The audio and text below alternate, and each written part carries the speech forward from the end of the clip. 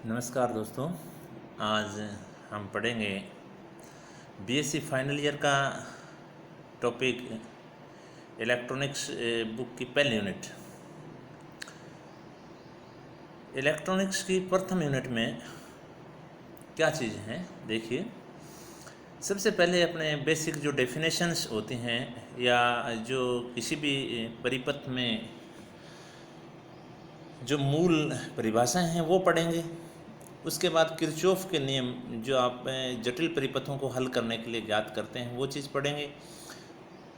उसके बाद जड़ प्राचल, वाई प्राचल और आपके वाई प्राचल यानी 3 प्रकार के पैरामीटर हैं, वो तीनों प्रकार के पैरामीटर भी पढ़ेंगे।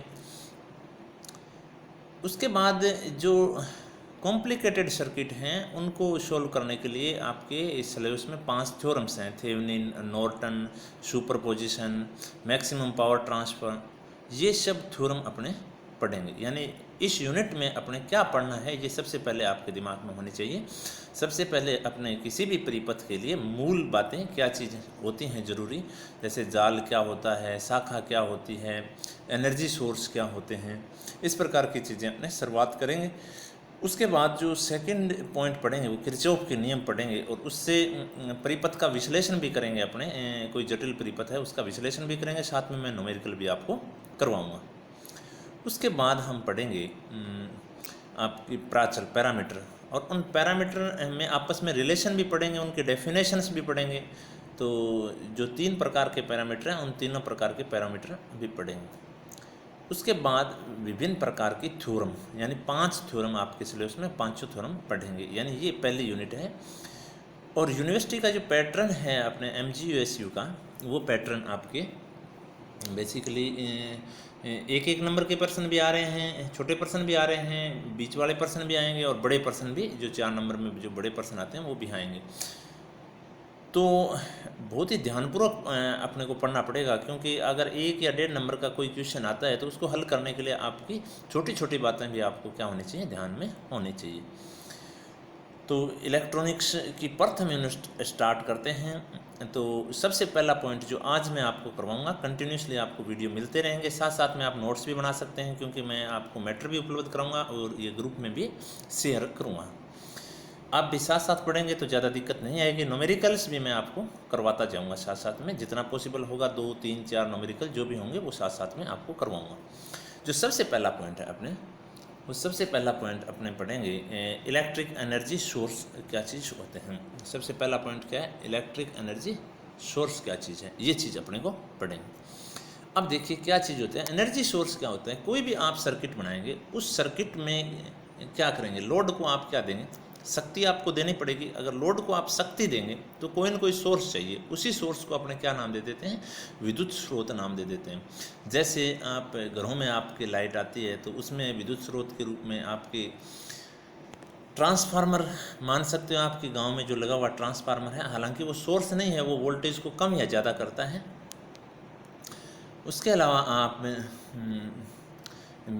कोई छोटा परिपथ लैब में अगर आप डिजाइन कर रहे हैं तो आप बैटरी लगाते हैं, सेल लगाते हैं, या आपका एसी पावर सप्लाई आ रहा है तो एसी पावर सप्लाई आप उसमें लगाते हैं। ये सारे क्या हैं, सोर्स होते हैं। अब किसी भी सर्किट के अंदर सोर्स क्या चीज़ है, किसी भी सर्किट में सोर्स 2 टाइप के होते हैं। कि कोई भी सर्किट हो, उस सर्किट में 2 टाइप के सोर्स होते हैं। एक होता है आपका वोल्टेज सोर्स और एक होता है करंट सोर्स। यानी या तो आपका वोल्टता स्रोत होगा या दूसरा कौन सा होगा, धारा स्रोत होगा। 2 टाइप के होंगे स्रोत आपके।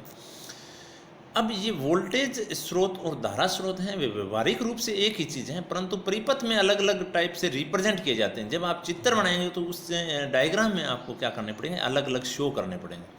तो ये आपको क्लियरली पता होना चाहिए कि वोल्टेज सोर्स क्या चीज़ होती है और करंट सोर्स क्या चीज़ होती है, क्योंकि आगे भी आप ट्रांजिस्टर या फिर आप डायोड पढ़ेंगे, ट्रांजिस्टर पढ़ेंगे, तो ऑपरेशनल एम्पलीफायर पढ़ेंगे, उसमें भी आपको सोर्स दिखाने पड़ेंगे। तो आपको ध्यान होना चाहिए voltage and current source 2 type के सोर्स होते हैं। किसी भी आप सर्किट का को डिजाइन करते हैं तो उस डिजाइन में 2 पार्ट होंगे। अब ये दोनों जो सोर्स हैं ये भी 2 टाइप के होते हैं। कौन कौन से 2 टाइप हैं, या तो आइडियल होगा या क्या होगा, रियल होगा, या तो वास्तविक या फिर आइडियल रूप में यानी आदर्श रूप में आपका कोई भी सोर्स है। Each source are also 2 types. अब सबसे पहले जो अपने अध्ययन करेंगे तो वो होगा वोल्टेज सोर्स। यहाँ तक मैंने ये एक चीज़ बताई है कि कोई भी सर्किट या कोई भी लोड है उसको शक्ति प्रदान करने वाला कोई भी युक्ति होती है, उस युक्ति को किस नाम से जानते हैं? इलेक्ट्रिक सोर्स के नाम से जानते हैं। Electric source are two types, voltage source and current source. Each source are also two types, ideal and real. अब देखिए सेकेंड पार्ट, आप देखिए वोल्टेज सोर्स। वोल्टेज सोर्स क्या होता है? मैंने एक डायग्राम बनाया है, यहाँ एसी मैंने सोर्स लिया है, कोई भी एसी सोर्स यहाँ पे लगाया है। एसी सोर्स आपका ये रहा, यहाँ पे वी एस से रिप्रेजेंट किया है। अब जब कोई भी आपका सोर्स है, उस सोर्स में वायर होंगे या उसमें रोड होंगी, कुछ ना कुछ आपका मटेरियल भी उसमें होगा, तो उसका इम्पीडेंस भी होता है। तो उसको मैंने किससे सोर्स किया है? ZL से रिप्रेजेंट किया है, जिसको आप इंटरनल इम्पीडेंस के नाम से जानते हैं। अब ये चीज़ तो एक सोर्स के रूप में, और यहाँ मैंने क्या जोड़ दिया? लोड जोड़ दिया। ध्यान रखने वाली बात क्या है कि वोल्टेज जो सोर्स है, वो वोल्टेज सोर्स आपका क्या होगा, उसके साथ जो इंटरनल इम्पीडेंस होगा वो सीरीज में जोड़ा जाएगा। किस में जोड़ा जाएगा? सीरीज में। और वो किसके सीरीज में जुड़ेगा? लोड के सीरीज में जुड़ेगा। ये चीज़ आपकी क्लियर हो जानी चाहिए। अब देखिए, आपने दो टाइप बताए, एक आइडियल बताया, एक बताया आपने रियल। अब आइडियल और रियल में सबसे पहले मैं आइडियल की बात कर लेता हूँ। देखिए, अगर आपका क्या चीज़ है, अगर ZS का मान, यानी जो इंटरनल इम्पीडेंस है उसका मान 0 है, तो वो जो सोर्स होगा, वो जो यहाँ पे वोल्टेज सोर्स होगा, उसको किस नाम से जानेंगे? आइडियल वोल्टेज सोर्स के नाम से जानेंगे। ठीक है। अब अगर 0 है तो इसका करेक्टरिस्टिक्स करो किस प्रकार का बनेगा? देखिए, करेक्टरिस्टिक्स करो किस टाइप का बनेगा। यहाँ पे मैं आपको बताता हूँ करेक्टरिस्टिक्स करो। यहाँ मैंने VI, यहाँ V लिया है इस एक्स पे, वाई एक्स पे, और यहाँ एक्स एक्स पे क्या लिया गया? I करंट लिया गया, इधर वोल्टेज लिया गया, नेचुरल आपका नॉर्मल सा ग्राफ है। अब देखो, यहाँ पर VS का मान जैसे जैसे करंट चेंज हो रहा है, जैसे जैसे क्या चेंज हो रहा है? करंट चेंज हो रहा है। देखो, आपका यहाँ लोड है। अब आप सोचेंगे कि सर करंट किस प्रकार से चेंज होगा इसमें? VI का ग्राफ बना रहे हैं कि इसकी वोल्टता कैसे बदले। जैसे ये लोड लगा रखा है, ये क्या लगा रखा है? यहाँ पर ये लोड लगा रखा है। अब लोड के रूप में आपका बल्ब हो सकता है, ट्यूबलाइट हो सकती है, या आपने कोई ऑपरेटर जोड़ रखा है वो हो सकता है, या कुछ और चीज़ हो सकता है, कूलर हो सकता है, AC हो सकता है, कुछ भी लोड हो सकता है। ठीक है। अब ये लोड आपका क्या हो रहा है? ये चेंज कैसे हो रहा है भी? कोई आप रेजिस्टेंस आपने R1 लगाया, फिर R2 लगाया, R3 लगाया, अलग अलग टाइप के रेजिस्टेंस भी आपने लगा दिए, वो भी एक प्रकार के लोड हो सकते हैं। तो लोड आपने चेंज किया, और जैसे ही लोड चेंज किया तो यहाँ पे वोल्ट भी S का मान, यानी यहाँ वोल्टेज जो इसके A एंड B के बीच में वोल्टेज चेंज नहीं होनी चाहिए। आइडियल का मतलब ये वोल्टेज क्या नहीं होनी चाहिए? चेंज नहीं होनी चाहिए। अब आप घरों में भी देखते हैं क्या होता है, जब आप हीटर वगैरह लगा देते हैं तो क्या होता है, लाइट एक बार आपको ऐसे लगती है कि कमज़ोर होगी, तो वो आप क्या कर रहे हैं? लोड चेंज कर रहे हैं। अब अगर ZS का मान 0 है तो जितनी करंट यहाँ से आनी चाहिए, जितनी करंट आनी चाहिए, जैसे आपका लोड बदलेगा करंट का मान बदल जाएगा, और करंट का मान बदलेगा तो A एंड B के सिरों पे, क्योंकि यहाँ पे वोल्टेज का जो पतन होगा वो ZS के सिरों पे तो होगा ही नहीं, क्योंकि ZS का मान तो आइडियल रूप से क्या है? 0 है। तो जो A एंड B टर्मिनल के बीच में जो आपका क्या चीज़ वोल्टेज रहेगा, यानी लोड के जो सिरों पे जो वोल्टेज रहेगा, वो वोल्टेज किसके बराबर होगा? सोर्स की वोल्टेज के बराबर होगा। और सोर्स के वोल्टेज के बराबर होगा तो करंट आपकी भले ही बढ़ती जाए, करंट आपकी भले ही बढ़ती जाए या घटती रहे, बढ़े या घटे, इंक्रीज हो भले डिक्रीज हो, तो इस सभी परिस्थितियों में क्या चीज़ रहेगी आपके? जो A एंड B के बीच में जो आपका क्या चीज़ A एंड B के बीच में वोल्टेज होगा वो कितना रहेगा? VS ही रहेगा। तो इसका मतलब VX आपका क्या रहेगा?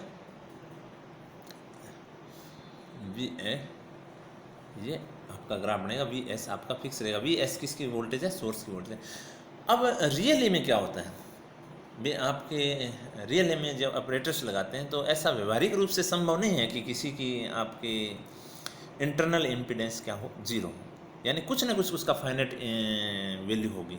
अगर फाइनाइट वैल्यू होगी तो उस टाइप के सोर्स को, वोल्टेज सोर्स को आप किस नाम से जानेंगे? रियल वोल्टेज सोर्स के नाम से जानेंगे। और रियल वोल्टेज सोर्स का जो करेक्टरिस्टिक्स करवाएगा वो कैसा आएगा? देखो, जैसे जैसे करंट बढ़ रही है, जैसे जैसे करंट बढ़ रही है, वैसे वैसे वी एस का मान क्या होता जा रहा है, सॉरी, जो ए एंड बी के बीच में जो आपने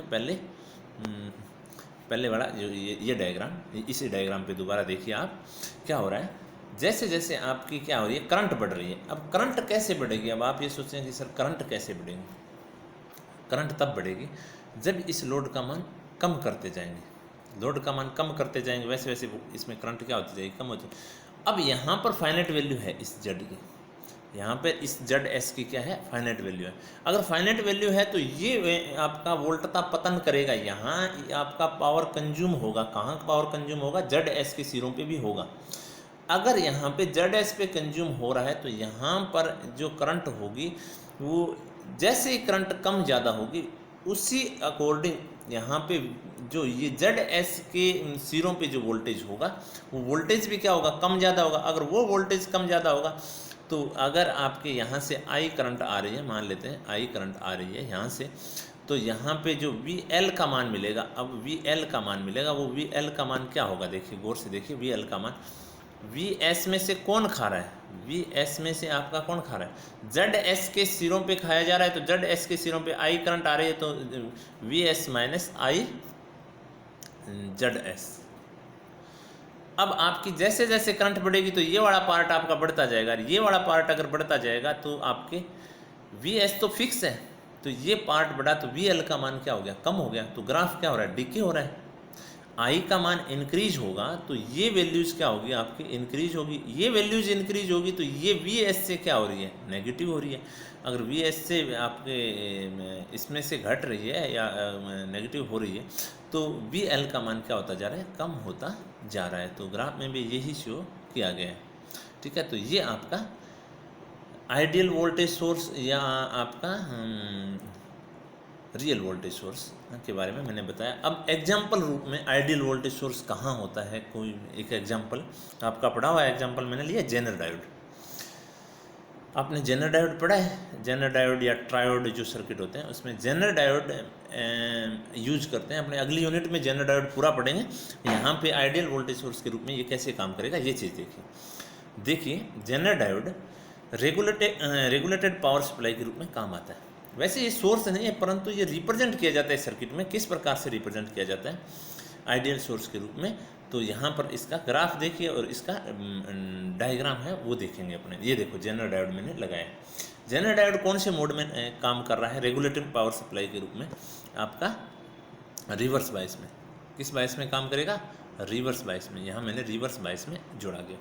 ये मैंने एक बैटरी जोड़ दी या सेल जोड़ दिया जो भी है, ये इसका इंटरनल रेजिस्टेंस जेड एस। अब यहाँ देखने में ये नज़र आ रहा है कि यहाँ पर वोल्टेज आपकी क्या हो रही है, यहाँ से तो वोल्टेज अगर आप देखेंगे तो वी एस है, तो वो अगर लोड के सिरों पे देखेंगे तो वी एस की जो वैल्यूज़ हैं या वी ए बी के बीच में यानी वी जेड के बीच में अगर देखेंगे, वी जेड के बीच में अगर आप देखेंगे तो ये वी जेड के बीच में जो वैल्यू जाएगी, ये वैल्यू जाएगी वी एस माइनस क्या आएगा, आई और क्या आएगा जेड एस। ये वैल्यू जाएगी आपकी, ठीक है। अब ये वैल्यू जाई, परंतु वी जेड का मान क्या रहता है, फिक्स रहता है, क्योंकि यहाँ पे इसका ग्राफ देखिए रिवर्स बायस में। ये ग्राफ देखिए आप, आई वी करेक्टरिस्टिक्स करो हैं रिवर्स बायस में। जैसे जैसे रिवर्स बायस में आप वोल्टेज बढ़ा रहे हैं, जैसे जैसे रिवर्स बायस में वोल्टेज बढ़ा रहे हैं, वैसे वैसे आपका प्रारंभ में तो क्या होता है, करंट का मान क्या हो रहा है, डिके हो रहा है। बाद में आपका करंट का मान लगातार कम होता जा रहा है, नेगेटिव दिशा में या नेगेटिव डायरेक्शन में बढ़ता जा रहा है। करंट को आप भले ही बढ़ाओ परंतु वोल्टेज किसके ऊपर फिक्स रहेगा, वी जेड के ऊपर फिक्स रहेगा, यानी वी जेड ही वोल्टेज आपका रहेगा। अब देखिए यहाँ पर जेड एल की वैल्यू जो आएगी, जेड एल के सिरों पे जो वैल्यूज आएगी वो क्या आएगी, V Z equal to V L यानी वी एल लोड के सिरों पे कितना है और ये किसके बराबर आएगा, आई एल जेड एल के बराबर आएगा। अब यहाँ पर आप सोचेंगे कि ये जो है वो आइडियल एक वोल्टेज सोर्स के रूप में कैसे काम कर गया। अब आइडियल वोल्टेज सोर्स के रूप में काम करने के लिए यहाँ पर करंट का मान चेंज हो रहा है परंतु वोल्टेज का मान चेंज नहीं हो रहा। अब यहाँ से पावर सप्लाई से करंट का मान चेंज होगा, करंट का मान चेंज होगा। अब कौन सी करंट में चेंज हो जाए तो यहाँ पे फिक्स रहे आपका, यहाँ पे वैल्यूज़ कितनी रहेगी, लोड के टर्मिनलों पे जो वैल्यूज़ होगी वो वी जेड के ही बराबर रहेगी, एनी टाइम बनी रहेगी। कैसे बनी रहेगी, तो यहाँ पे जो करंट आ रही है, तो एक चीज़ आपके दिमाग में आनी चाहिए कि यहाँ पे वी जेड की जो वैल्यू है या वी लोड के टर्मिनलों पे जो वैल्यू है वो आई एल पे डिपेंड कर रही है और जेड एल पे। आपने कहा कि जेड एल मैंने चेंज कर दिया, जेड एल चेंज किया, चेंज करते ही आपका आई एल चेंज होगा। आई एल चेंज कर दिया तो उसी के अकॉर्डिंग क्या चेंज हो जाएगा, आई जेड चेंज हो जाएगा। अब ये कैसे होगा, अब आप सोचेंगे कि ये कैसे होगा, तो I इक्वल टू क्या आएगा, आई जेड और प्लस क्या आएगा, आई एल, ये बनेगी इक्वेशन। तो I equal to I Z plus I L. यहाँ से देखिए आई एल की वैल्यू चेंज होगी, आई एल की, तो आई जेड की कैसे होगी, तो आई जेड की वैल्यूज यहाँ से ये वाली लिमिट देखें ग्राफ में, अगर कम या ज़्यादा हो भले इसमें, इस डायोड में कम या ज़्यादा जाए, परंतु इसके सिरों पे जो वोल्टेज होगा वो कितना बना रहेगा, वी जेड ही बना रहेगा। कितना बना रहेगा, वी जेड बना रहेगा। अगर वी जेड बना रहेगा तो आई का मान चेंज हो गया, तो उसके अकॉर्डिंग आई एल का मान चेंज हुआ, उसी के अकॉर्डिंग किसका मान चेंज हो गया, आई जेड का मान चेंज हो गया। इसका मतलब इसके टर्मिनलों पे वोल्टता एनी टाइम कितनी बनी रहेगी, वी जेड ही बनी रहेगी। यहाँ वोल्टेज कितना बना रहेगा, वी जेड, जो कि किसके टर्मिनलों पे है, जेनर डायोड के टर्मिनलों के बीच में आपका वोल्टेज है। तो आइडियल एक वोल्टेज सोर्स के रूप में आपका काम कर रहा है। ठीक है, तो आज मैंने आपको इस वीडियो में केवल एक छोटा सा टॉपिक लिया, वोल्टेज सोर्स क्या होता है और सर्किट में इसको किस प्रकार से रिप्रेजेंट किया जाता है, और उसके बाद मैंने आपको बताया कि ideal voltage source and real voltage source में क्या डिफरेंस है। तो आपकी जो इंटरनल जो इम्पीडेंस है उस पर ये बात डिपेंड करेगी। तो अगले वीडियोज़ में आपको मैं करंट सोर्स के बारे में बताऊंगा और फिर न्यूमेरिकल के बारे में भी बताऊंगा। आज के लिए थैंक यू वेरी मच।